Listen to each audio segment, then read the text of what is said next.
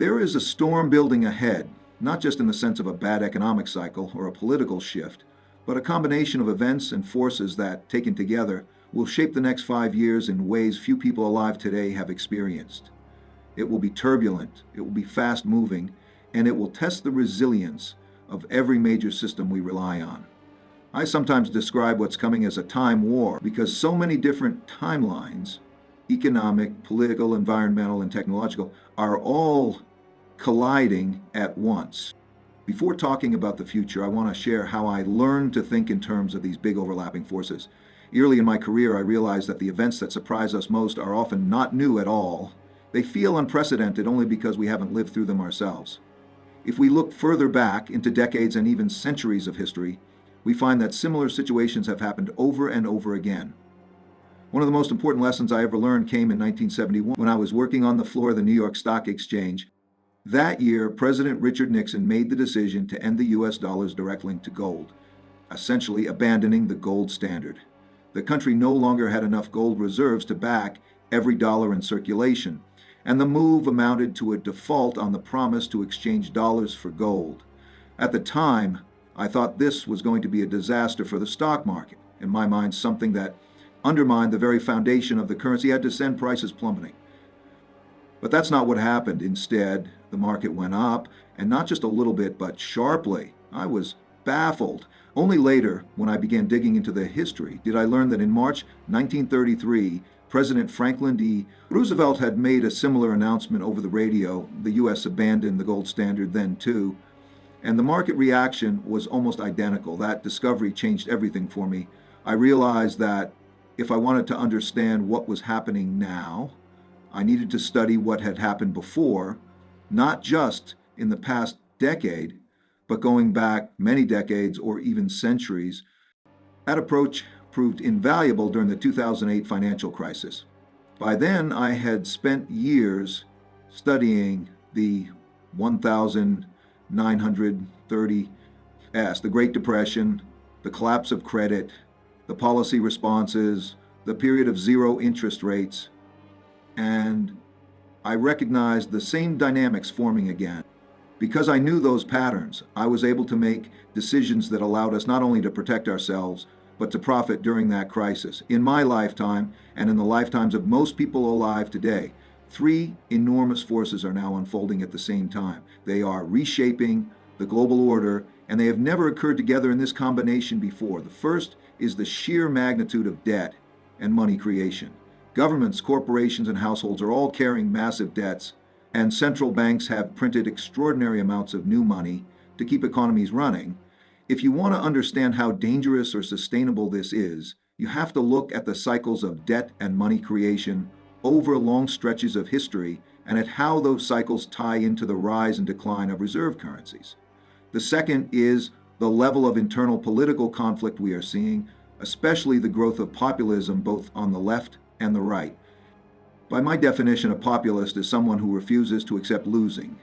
They fight fiercely for their faction and will not concede, regardless of the cost to the political system. This stubbornness feeds dysfunction and makes it harder to govern effectively. The third is the rise of a major competitor to the existing global leader, in our case, China, emerging as both an economic and a military power capable of challenging the United States. That challenge is not a distant possibility. It is already underway, and it is shifting the balance of influence across the world. When I broadened my historical research, I realized there were two additional forces that have been equally powerful in shaping world orders throughout time, even though they are less predictable. The fourth is the impact of nature, droughts, floods, pandemics, and other large-scale environmental events. These have killed more people, collapsed more economies, and brought down more governments than almost any other force in history. The fifth is technological change.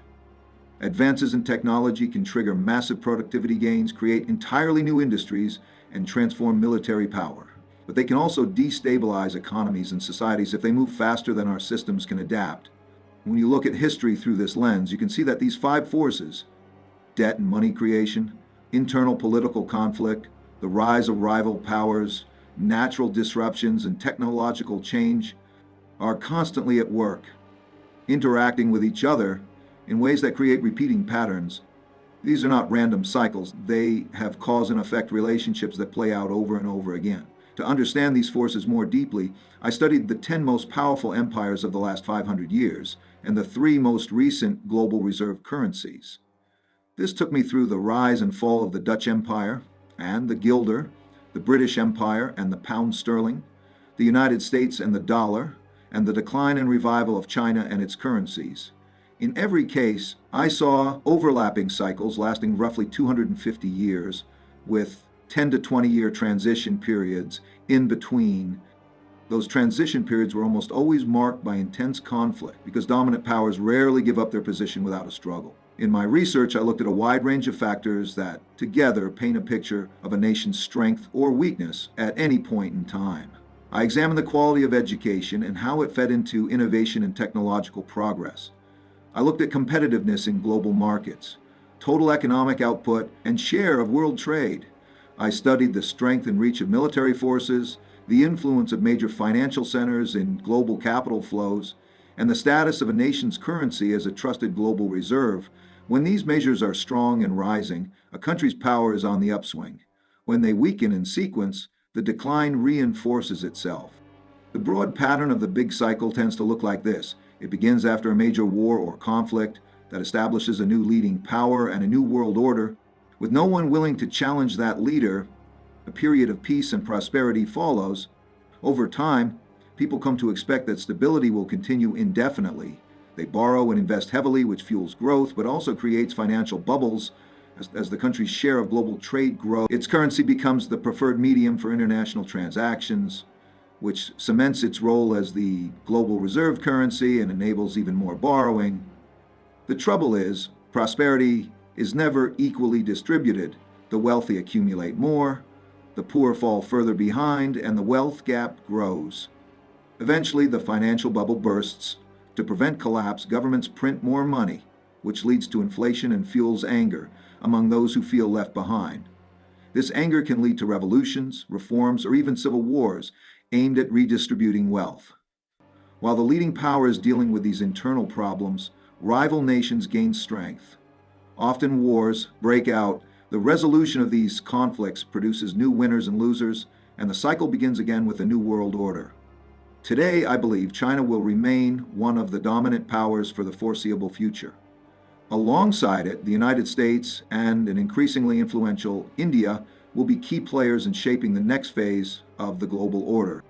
We can't predict with certainty which country will come out on top, but we can say with confidence that the competition itself will define the coming years. In thinking about political systems, I often return to Plato's description in the Republic of democracy's vulnerability to internal disorder. When different groups refuse to compromise, democracy can slide into chaos. Capitalism has its own Achilles heel. When wealth and opportunity gaps grow too large, they threaten stability from within.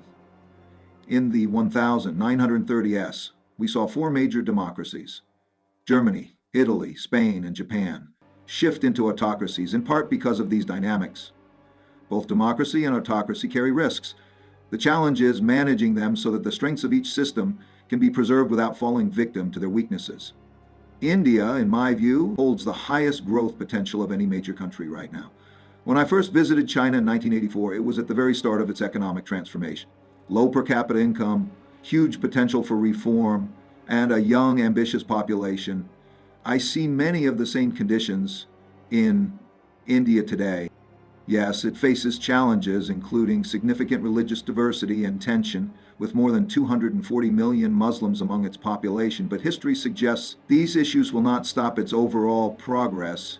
In fact, history also shows that countries which remain neutral during major global conflicts often do better than the victors. In the event of a prolonged U.S.-China rivalry, India's position can allow it to benefit from both sides. There are other regions worth watching closely. The ASEAN nations, Indonesia, Vietnam, the Philippines, among others, are growing rapidly and becoming more important in global manufacturing and trade. In the Middle East, the Gulf states are using their financial power to attract top talent, invest in infrastructure, and diversify their economies away from oil. These regions are quietly becoming significant players in the new world economy.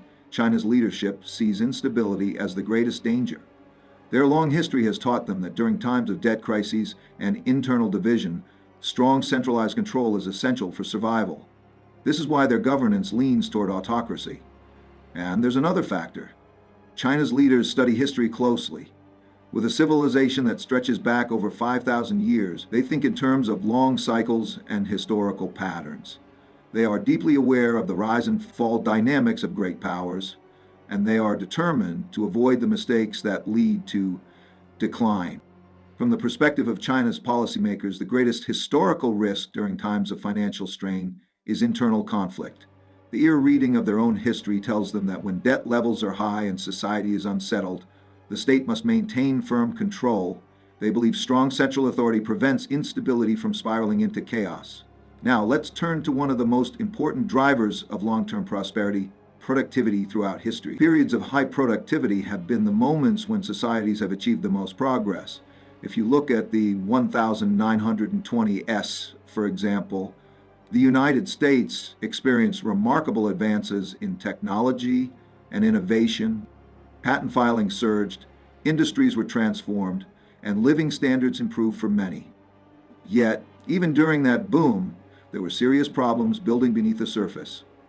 Debt levels were rising and wealth gaps were widening, and as these imbalances eventually helped lead to the crash of 1929 and the Great Depression that followed.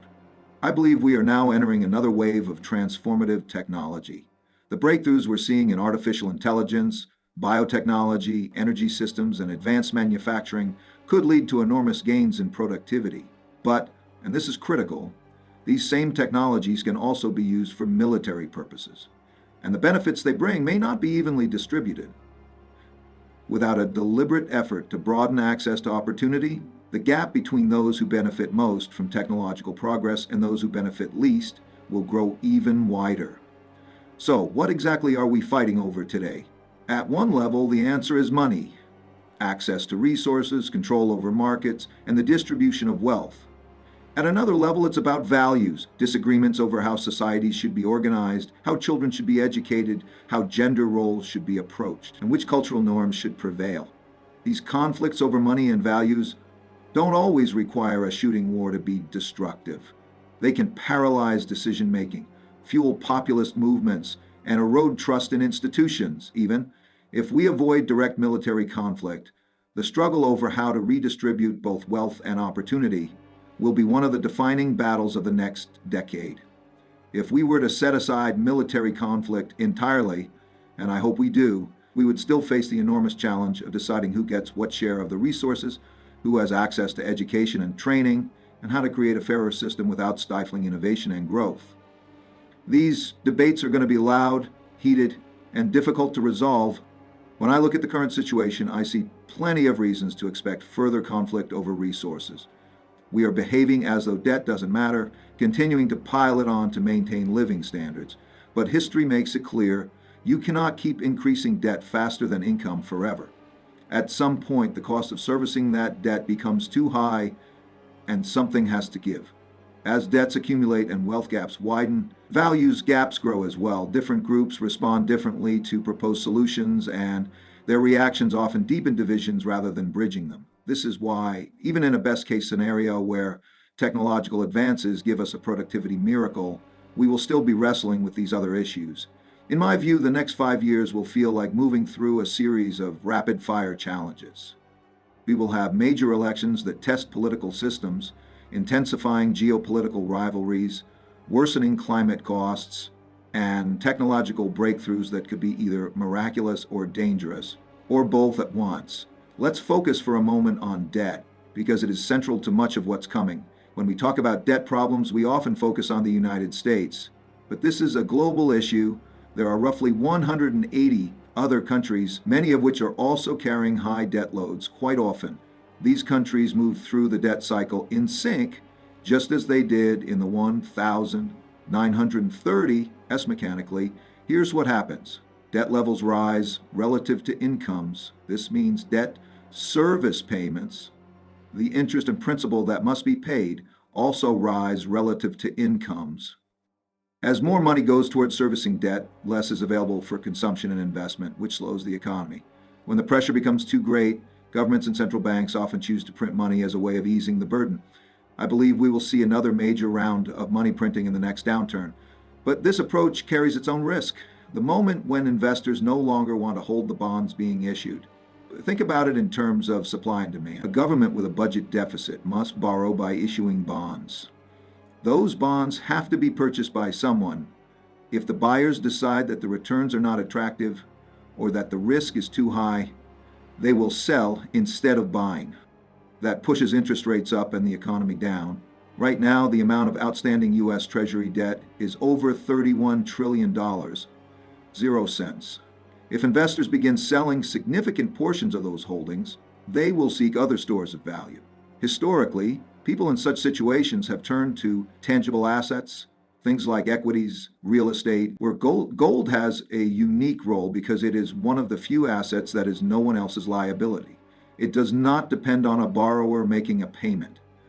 It has intrinsic value and has been accepted as a store of wealth for thousands of years. It is portable across borders, and in times of crisis, it tends to be in high demand. Not every country will suffer equally during these adjustments. As I mentioned earlier, nations that remain outside of direct conflicts often prosper. The United States, for example, became the richest country in the world largely because it stayed out of the early years of both World War I and World War II. It was able to sell goods and lend money to the combatants, profiting from the war without suffering the same destruction. Some countries will be able to play a similar role in the years ahead. Those that attract investment, manage their resources wisely, and avoid being drawn into the most destructive conflicts will have the chance to emerge strong. Within those countries, certain types of real estate and other hard assets are likely to perform especially well. Of course, the global picture is complicated by the fact that wealth is not evenly distributed within countries, or economic systems tend to concentrate wealth in the hands of a relatively small segment of the population. The recent pandemic period gave us a vivid example of how governments respond when shocks hit. In many countries, more money was distributed in the form of stimulus checks and other payments than was actually lost in income. As a result, household balance sheets improved even as government debt soared. That's a classic end-of-cycle pattern. The public sector takes on more and more debt to support the private sector. This imbalance between the demand for bonds and the willingness to purchase them is often addressed through central bank intervention. Essentially, the central bank buys the bonds directly, a process known as monetization, but this also increases the risk of inflation, especially when the money being created is not matched by a corresponding increase in goods and services. If we look back at history, the late 1920s in the United States provide a clear example. That period saw remarkable innovations, the spread of automobiles, radios, and electrical appliances, but it also saw high debt levels and widening wealth gaps. When the cycle turned, the crash was severe and it was followed by political and social upheaval. The same pattern appears if we go back to the late 1800s in the Industrial Revolution. Rapid innovation was accompanied by the Panic of 1907, internal conflicts, and eventually World War I. The lesson is that technological progress, while essential, is not enough to prevent crises if the underlying financial and social structures are weak.